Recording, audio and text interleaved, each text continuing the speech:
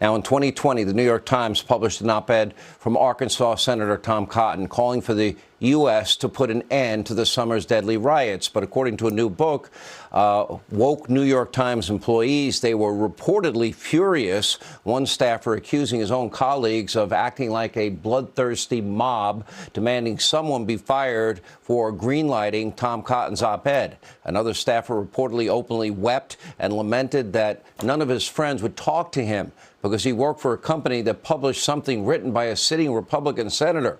Around the same time, Senator Cotton was also getting bashed for telling the truth about COVID.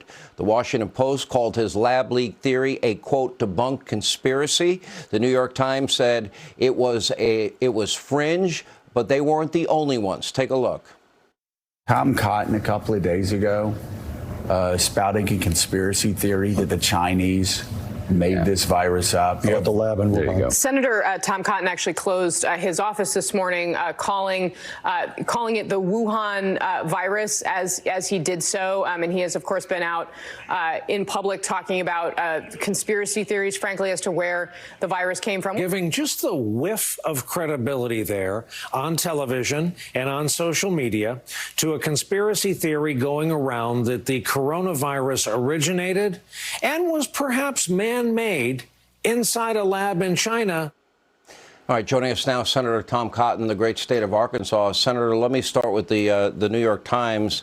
I think this is important. With all the focus on one riot on January 6th, and by the way, they didn't even get the intelligence that we now know they had that something might happen that day, and they didn't act on it, which is what they should have been investigating. Let me ask you, we had 574 riots in the summer of 2020. We had thousands of injured cops, billions in property damage, and dozens of dead Americans. Why would the New York Times react that way to your op-ed?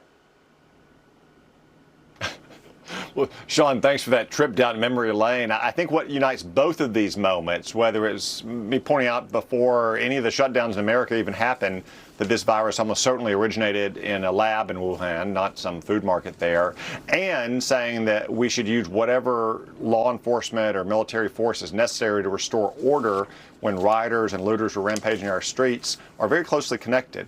The only conspiracy here was a conspiracy of silence among the left in America, whether it's the liberal media that was trying to silence me and others making these basic points, or Democratic politicians like Joe Biden and Nancy Pelosi saying we're racist or nativist or xenophobic.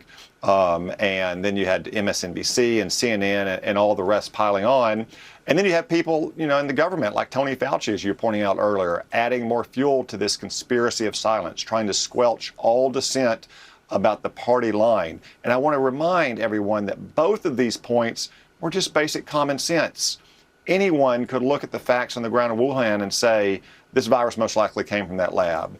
What I said about deploying the National Guard or active troops, if necessary, when local law enforcement was overwhelmed or not allowed to do its job, again, was supported by a majority of Americans. Yet, when it doesn't play into their ideological preconceptions, the left simply wants to silence all dissent. Isn't it amazing the very people that spread conspiracy theories about Trump-Russia collusion are the ones making that accusation? You turn out to be right. Have any of these organizations contacted you and said that they're sorry, asked for an opportunity to correct the record? No, not yet, Sean. I think this is what therapists or psychiatrists might call projection.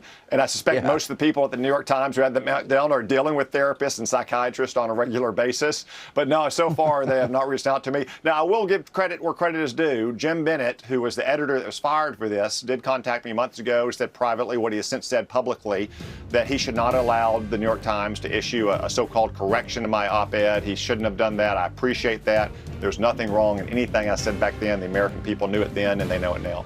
Senator, you were right on both issues, and they do owe you an apology, but I wouldn't hold my breath. We appreciate you being with us.